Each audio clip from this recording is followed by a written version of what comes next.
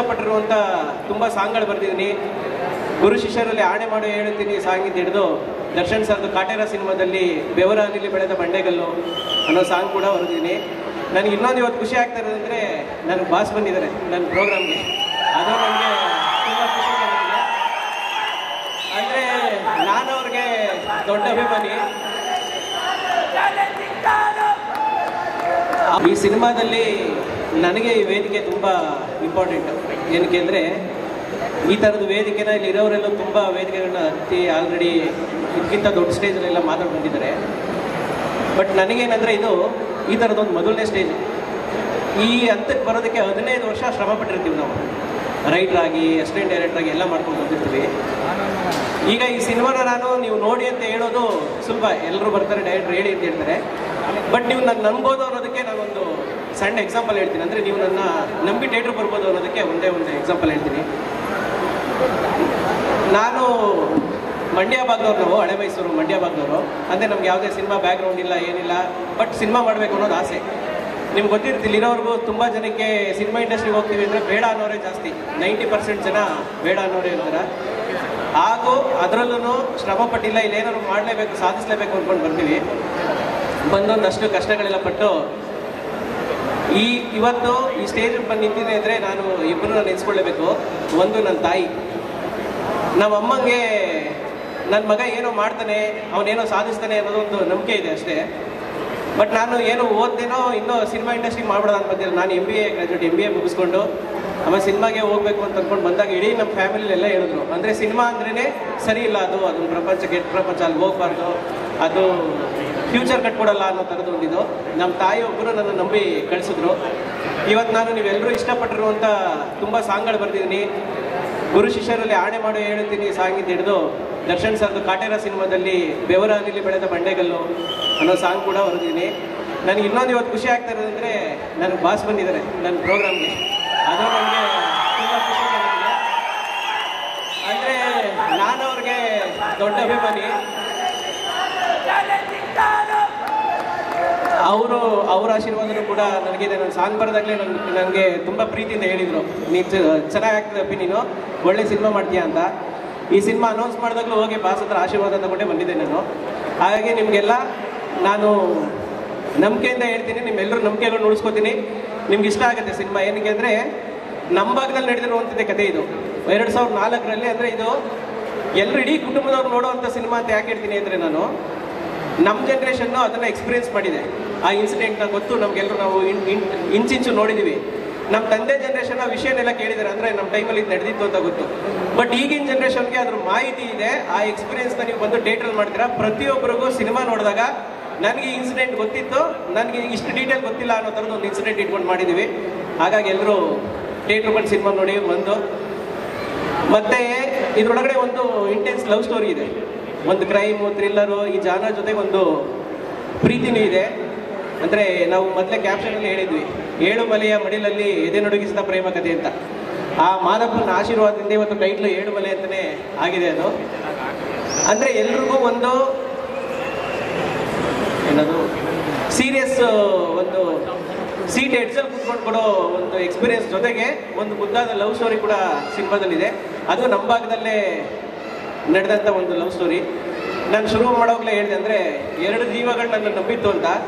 ಒಂದು ನನ್ನ ತಾಯಿ, ಇವತ್ತು ಮನೇಲಿ TV ನೋಡ್ತಾ ಇರ್ತಾರೆ ನಾನು ಇವತ್ತಿಲ್ಲಿ ಮಾತಾಡ್ತಾ ಇರೋದನ್ನ. ಇನ್ನೊಂದು ನನ್ನ ವೈಫು.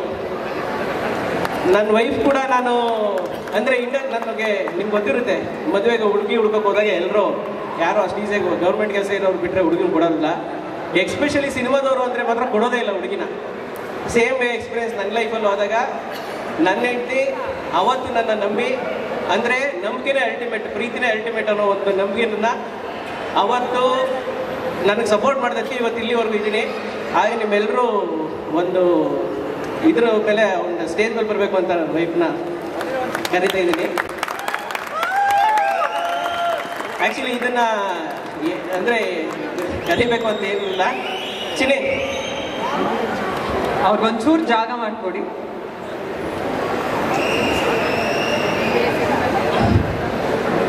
ಇಲ್ಲ, ಪ್ರತಿಯೊಬ್ಬರು ಲೈಫಲ್ಲಿ ಒಬ್ಬೊಬ್ರು ಚಿನ್ನಿ ಇರ್ತಾರೆ. ಇದು ನನ್ನ ಲೈಫಲ್ಲಿ ಚಿನ್ನಿ, ಹಾಗೆ ನಿಮ್ಮ ಲೈಫಲ್ಲೂ ಎಲ್ಲರ ಲೈಫಲ್ಲೂ ಒಬ್ಬೊಬ್ರು ಚಿನ್ನಿ ಇರ್ತಾರೆ. ನನ್ನ ವೈಫು. ಅಂದರೆ ನೀವು ಕೂಡ ನನ್ನ ನಂಬೋದು ಏನಕ್ಕೆ ಅಂದರೆ ಅವತ್ತು ನನ್ನ ನಂಬಿದ್ದು ನಮ್ಮ ಅಮ್ಮಗೆ ನಾನು ನಂಬಿಕೆ ಉಳಿಸ್ಕೊಂಡಿದ್ದೀನಿ. ಅವತ್ತು ನನ್ನ ನಂಬಿ ಮದುವೆ ಆದಂಥ ನನ್ನ ಹೆಂಡತಿನೂ ಕೂಡ ನಾನು ಇವತ್ತು ನಂಬಿಕೆ ಉಳಿಸ್ಕೊಂಡಿದ್ದೀನಿ. ಹಾಗಾಗಿ ಪ್ರತಿಯೊಬ್ಬ ಪ್ರೇಕ್ಷಕನಿಗೆ ಹೇಳ್ತಾ ಇದ್ದೀನಿ, ನಾನು ಈ ಮಣ್ಣನ ಕತೆ ಮಾಡಿದ್ದೀನಿ, ನಿಮ್ಮೆಲ್ಲರೂ ನಂಬಿಕೆಗಳು ಉಳಿಸ್ಕೊತೀನಿ. ನೀವು ಕೊಡೋ 100-200 ರೂಪಾಯಿ ಬೆಲೆ ನನಗೆ ಗೊತ್ತು, ನೀವು ಕೊಡೋ 2 ಗಂಟೆ ಬೆಲೆ ನನಗೆ ಗೊತ್ತು. 100% ನಾನು ಅದನ್ನು ಉಳಿಸ್ಕೊತೀನಿ. ದಯವಿಟ್ಟು ಎಲ್ಲರೂ ಥಿಯೇಟ್ರ್ ಬಂದು ಸಿನಿಮಾ ನೋಡಿ. ನಾನು ಇದೇ ಥಿಯೇಟ್ರ್ ಹತ್ರ ಫಸ್ಟ್ ಶೋಗೆ ಬಂದು ಇರ್ತೀನಿ. ನೀವು ಬಂದು ನಿಮ್ಮ ರಿವ್ಯೂ ನೀವು ಹೇಳ್ಬೋದು. ನೀವು ಚೆನ್ನಾಗಿಲ್ಲ ಅಂದರೆ ನನಗೆ ಬುದ್ಧಿವಾದ ಹೇಳ್ಬಿಡ ಹೋಗ್ಬೋದು. ಅಷ್ಟು ನಾನು ಓಪನ್ ಆಗಿದ್ದೀನಿ. ದಯವಿಟ್ಟು ಎಲ್ಲರೂ ಸಿನಿಮಾನ 5ನೇ ತಾರೀಕು ಓಪನ್ ಆಗಿದೆ, ಮುಂಚೆನೇ ಪೇಯ್ಡ್ ಪ್ರೀಮಿಯರ್ ಎಲ್ಲ ಓಪನ್ ಆಗುತ್ತೆ. ದಯವಿಟ್ಟು ಎಲ್ಲರೂ ಬನ್ನಿ ಅಂತ ಹೇಳ್ಕೊತೀನಿ. ನನ್ನ ವೈಫು ಬಂದ ತಕ್ಷಣ ಬ್ಯಾಡ್ಸ್ ಕೇಳ್ಬಿಟ್ಟು ಹೇಳಿದ್ರು, ಅಂದರೆ ನನಗಿಲ್ವಾ ಇದು ಬ್ಯಾಡ್ಸು ಅಂತ ನಮ್ಮ ಟೀಮ್ ಅವ್ರಿಗೆ ಮಾತ್ರ ಅಂದೆ. ಹಾಗಾಗಿ ಇದನ್ನ ನನ್ನ ವೈಫು ನನ್ನ ಟೀಮೇ ಆಗಿರೋದ್ರಿಂದ ಅವ್ರಿಗೂ ಕೂಡ ಇದನ್ನು ಕೊಡ್ತಾ ಇದ್ದೀನಿ ನಾನು. Thank you. Very sweet. Thank you so much. Thank you so much. ಧನ್ಯವಾದಗಳು ನಿರ್ದೇಶಕರೇ. ಎಲ್ಲ ನಿರ್ದೇಶಕರಿಗೂ ಅವ್ರ ಮುಂದೆ ಎಷ್ಟೇ ಸಿನಿಮಾಗಳು ಮಾಡ್ಬೋದು, ಆದರೆ ಮೊದಲು ಸಿನಿಮಾ ವೆರಿ ಸ್ಪೆಷಲ್. ಹೌದು ಮೇಡಮ್. ಅಂದರೆ ನಾ ಈ ಸಿನಿಮಾ ಬಗ್ಗೆ ಹೇಳೋದಕ್ಕೆ ತುಂಬ ಇದೆ. ದೊಡ್ಡ ತಾರಾ ಒಳಗಡೆ ಇದೆ. ನಿಮ್ಗೆ ಇಲ್ಲಿ JB ಸರ್ ಇದ್ದಾರೆ, ಕಿಶೋರ್ ಸರ್ ಇದ್ದಾರೆ, ಇನ್ನೂ ತುಂಬ ದೊಡ್ಡ ನಟರಿದ್ದಾರೆ. ಜೊತೆಗೆ ದೊಡ್ಡ ಟೆಕ್ನಿಷಿಯನ್ಸ್ ಇದ್ದಾರೆ. ಅದ್ವೈತ ಸರ್ ಇಂದ ಹಿಡಿದು ಡಿ ಇಮಾನಿಂದ ಹಿಡಿದು ಇದಕ್ಕೆ ಸೌಂಡ್ ಮಿಕ್ಸಿಂಗ್ ಮಾಡಿದ್ದು ಎಲ್ಲ ದೊಡ್ಡವರು ಏನೋ ಅದು ದೊಡ್ಡ ಟೆಕ್ನಿಷಿಯನ್ಸೇ ಇದ್ದಾರೆ. ಬಟ್ ಏನಂದರೆ ಇದರಲ್ಲಿ ನಾನು ಒಬ್ಬನೇ ಹೊಸಬ. ಬಟ್ ನನ್ನ ಹೊಸಬತನಕ್ಕೆ ನನಗೇನಂದ್ರೆ ಇಷ್ಟು ಜನ ನಂಗೆ ಸಾಥ್ ಕೊಟ್ಟಿದ್ದಾರೆ ಅಂದರೆ ಅವ್ರು ನಂಬಿಕೆ ಉಳಿಸ್ಕೊಂಡ್ರೆ ಕ್ಯಾಪ್ಟನ್ ಆಫ್ ದ ಶಿಪ್ ಅಂತಿರೋದು. ನನ್ನ ಏಜ್ಗೂ ಅಲ್ಲ, ನನ್ನ ಎಕ್ಸ್ಪೀರಿಯನ್ಸ್ಗೂ ಅಲ್ಲ, ನಾನು ಇರೋ ಸ್ಥಾನಕ್ಕೆ, ಆ ಸ್ಥಾನಕ್ಕೆ ಎಲ್ರಿಗೂ ನ್ಯಾಯ ಒದಗಿಸ್ತೀನಿ ಅಂತ ಅನ್ಕೋತೀನಿ. Thank you. ಎಲ್ಲರೂ ದಯವಿಟ್ಟು ಸಿನಿಮಾ ನೋಡಿ, ಕನ್ನಡ ಸಿನಿಮಾಗಳು ಬಳಸಿ. ಥ್ಯಾಂಕ್ ಯು ಬಸ್. Thank you sir, thank you so much.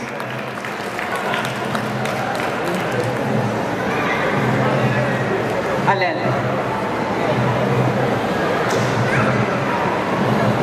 Advait sir, thank you very much. Puneeth sir ಹತ್ರ ಒಂದು ಸ್ವಲ್ಪ ಕೆಲಸ ಮಾಡೋದು ಕಷ್ಟನೇ. ಯಾಕಂತಂದರೆ ತುಂಬ ಪಕ್ಕ ಇದೇ ರೀತಿ ಬೇಕು ಅಂತ ಹಠ ಹಿಡಿದು ತೆಗೆಸ್ಕೊಡ್ತಾರೆ.